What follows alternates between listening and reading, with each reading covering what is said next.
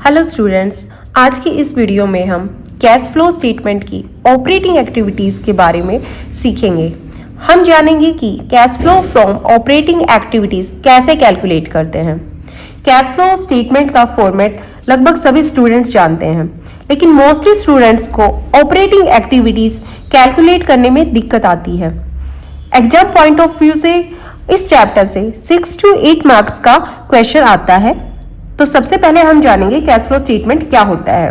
Cash flow statement as per accounting standard 3 revised के हिसाब से बनाया जाता है और ये एक ऐसा स्टेटमेंट है जो कैश के इनफ्लो एंड कैश के आउटफ्लो दोनों को शो करता है कि कितना कैश का इनफ्लो हुआ है, कितना कैश का आउटफ्लो हुआ है अब पर्टिकुलर फाइनेंशियल पीरियड में है। और ये स्टेटमेंट हमें रीजन भी बताता है कि एक फाइनेंशियल ईयर से दूसरे फाइनेंशियल ईयर के बीच में जो कैश में जो चेंजेस आया है उसके क्या रीजन है। जो भी कारण है उसको भी कैश फ्लो स्टेटमेंट हमें बताता है। कैश फ्लो स्टेटमेंट एग्जाम में इनडायरेक्ट मेथड से ही पूछा जाता है। तो अब हम जानेंगे cash flow from operating activities क्या होता है। तो सबसे पहले हम इसका मीनिंग जानेंगे। Cash flow from operating activities ऐसी एक्टिविटीज, ऑपरेटिंग एक्टिविटी ऐसी एक्टिविटीज है जो बिजनेस में मेन रिवेन्यू जनरेट करती हैं, यानी कि नॉर्मल बिजनेस ट्रांजैक्शंस जैसे सेल्स, परचेज, जो सेल और purchase of goods and services. दूसरा हमारा है एम्प्लॉइज बेनिफिट एक्सपेंसेस,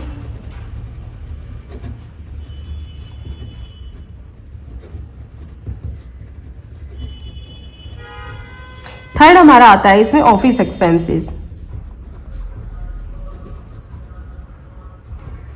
ये एग्जाम्पल है हमारे ऑपरेटिंग एक्टिविटीज के।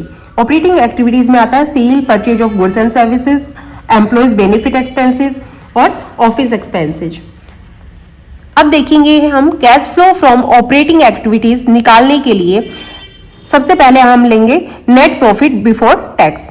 नेट प्रॉफिट बिफोर टैक्स ये ले लिया। इसके बाद अब इसमें कुछ हम एडजस्टमेंट करेंगे। जो नॉन कैश आइटम्स हैं और जो नॉन ऑपरेटिंग आइटम्स हैं, इससे रिलेटेड जो भी ट्रांजैक्शंस हैं उन सबको हम यहाँ पे एलिमिनेट करेंगे। इट मीन्स उनको ऐड बैक करेंगे। इसका क्या रीजन है? जैसे डेप्रिसिएशन। सबसे पहले हम डेप्रिसिएशन को ऐड बैक करेंगे क्योंकि ये एक ऐसा एक्सपेंस है जो प्रॉफिट को तो रिड्यूस करता है पर आउटफ्लो ऑफ कैश नहीं होता है। नेक्स्ट है हमारा amortisation of intangible asset. Amortisation of intangible assets वो एसेट्स जिनको हम देख नहीं सकते, छू नहीं सकते, ऐसी एसेट्स पे हमारा डेप्रिसिएशन नहीं अमोर्टाइजेशन लगता है। तो जो अमोर्टाइजेशन है इंटेंजिबल एसेट्स पे वो भी एक नॉन कैश आइटम है और इससे भी कोई भी कैश आउटफ्लो नहीं होता है। नेक्स्ट है हमारा interest paid on short term and long term borrowings. Interest paid on short term and जो लॉन्ग टर्म बोरोइंग्स है ये हमारा एक फाइनेंसिंग नेचर का ट्रांजैक्शन है, तो इसको भी हम ऐड बैक करेंगे क्योंकि इसमें भी ये हमारा ऑपरेटिंग नेचर का नहीं है, तो इसको हम ऐड बैक कर देंगे। उसके बाद आता है हमारा loss on sale of fixed assets. जो net proceeds from sale of fixed assets है वो इन्वेस्टिंग एक्टिविटीज का पार्ट है, so it is shown under the cash flow from investing activities. ये हमारा cash flow from investing activities का part है, तो ये वहां पे चला जाएगा, इसलिए हम यहाँ पे इसको वापस ऐड बैक कर देते हैं। नेक्स्ट है हमारा increase in provisions from doubtful debts. If any provision created out of profit then we will add back because such provisions reduce profit without reducing cash balance। तो जो भी provisions हमारे increase हुए हैं उनको भी ऐड बैक कर देंगे। नेक्स्ट है हमारा प्रीलिमिनरी एक्सपेंसेस या discount on issue of debenture. ये जो ये वाला है ये अमोर्टाइजेशन ऑफ फिक्टिशियस एसेट्स को भी ऐड बैक करेंगे। ये भी नॉन कैश आइटम्स हैं तो इनको हम ऐड कर देंगे। तो यहाँ पे हमारा नेट प्रॉफिट लिया। अब नेट प्रॉफिट में हमने इन सब आइटम्स को टोटल किया और टोटल करके यहाँ पे प्लस कर दिया। प्लस करने के बाद हमारे पास कुछ ऐसे आइटम्स आते हैं जिनको हमें जो प्रॉफिट से डिडक्ट करना होता है। जैसे कुछ इनकम्स हैं, interest income, dividend income, rental income. ये तीनों जो इनकम है ये हमारे प्रॉफिट से हमें रिड्यूस करनी होगी। इसका रीजन क्या है रिड्यूस करने का? Because these are non operating incomes. ये नॉन ऑपरेटिंग इनकम्स हैं, ये हमारे ऑपरेटिंग प्रॉफिट से रिलेटेड नहीं है। तो ये नॉन ऑपरेटिंग इनकम्स है, यहां से डिडक्ट करके हम इनको ट्रांसफर करेंगे cash flow from investing activities. ये हमारी इन्वेस्टिंग एक्टिविटीज का पार्ट है, तो यहां से हम लेस कर देंगे और जो इन्वेस्टिंग एक्टिविटीज है वहां पे इसको शो करेंगे। नेक्स्ट है हमारा गेन या profit on sale of fixed assets. इसका भी सेम ट्रीटमेंट होगा because this is related to the cash flow from investing activity. जो भी सेल और परचेज होता है फिक्स्ड एसेट्स, अगर सेल करते हैं या फिक्स्ड एसेट्स परचेज करते हैं तो उससे रिलेटेड जो भी इनकम आती है, जो भी सेल प्रोसीड्स होता है वो हमारा इन्वेस्टिंग एक्टिविटीज का पार्ट होता है। इसके बाद हम ये सारी एडजस्टमेंट करेंगे, यहां से लेस कर देंगे और इसके बाद जो आया ये हमारा होगा operating profit before working capital changes. अब वर्किंग कैपिटल चेंजेस से पहले का ऑपरेटिंग प्रॉफिट हमारे पास आ गया है।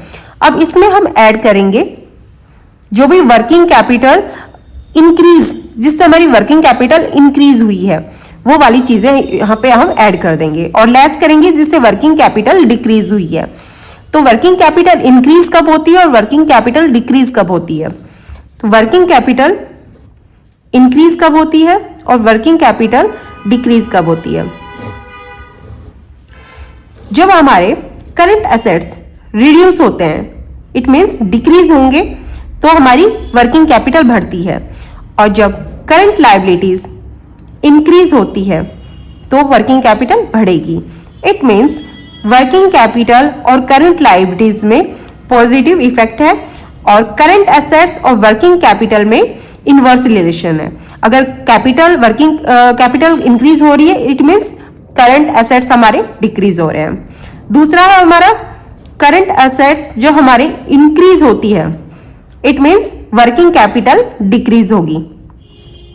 करंट एसेट्स और वर्किंग कैपिटल में जैसे अभी बताया मैंने, इन दोनों में इनवर्स रिलेशन होता है। करंट लायबिलिटीज डिक्रीज होगी तो वर्किंग कैपिटल भी डिक्रीज होगी। इनमें दोनों में पॉजिटिव इफेक्ट होता है, सेम इफेक्ट होता है, सेम डायरेक्शन में इंक्रीज या डिक्रीज होते हैं। तो इसके जब हमारी वर्किंग कैपिटल इंक्रीज होती है तो हम उसमें प्लस कर देंगे ऑपरेटिंग प्रॉफिट में, और जब वर्किंग कैपिटल डिक्रीज होगी तो वर्किंग कैपिटल को माइनस कर देंगे ऑपरेटिंग प्रॉफिट से। इससे हमारा कैश रिवेन्यू आ जाएगा, cash generating from operating activities हमारे पास आ चुका है।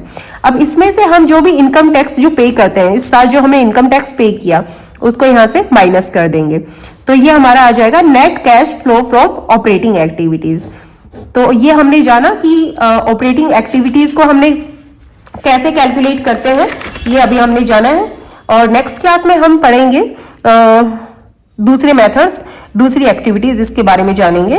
तो अगर आपको ये क्लास अच्छी लगी है, ये वीडियो आपको पसंद आई है तो प्लीज लाइक कीजिएगा। Thank you so much.